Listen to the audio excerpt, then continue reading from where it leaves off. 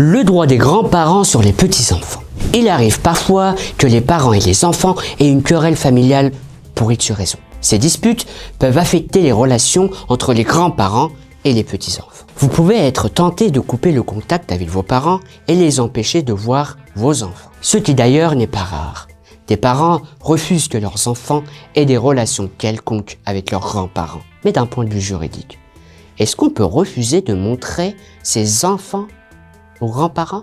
Quels sont les droits des grands-parents à l'égard de leurs petits-enfants? Notre droit réserve une place bien précieuse pour nos aînés.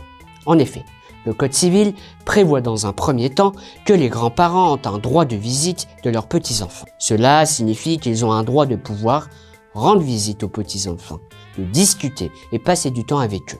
Ensuite, la loi prévoit aussi un droit d'hébergement qui donne la possibilité aux grands-parents de pouvoir héberger les petits-enfants chez eux. Et enfin, ils ont aussi le droit d'échanger une correspondance avec eux, ce qui peut prendre la forme d'appels téléphoniques, d'appels en visio ou par tout autre moyen. Les grands-parents ont aussi le droit de participer à l'éducation de leurs petits-enfants dans la mesure où ils ne se substituent pas aux parents.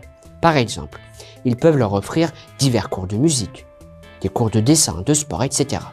Chers amis, malgré tous les soucis ou querelles que l'on peut avoir avec nos parents, on ne peut pas les empêcher d'entretenir une relation avec leurs petits-enfants, à condition bien sûr qu'il n'y ait pas de comportement indigne à leur reprocher. Dans le cas contraire, ce n'est pas juste de sanctionner vos parents en leur interdisant de voir leurs petits-enfants à cause de vos problèmes personnels. Tu veux en savoir plus sur tes droits? Abonne-toi!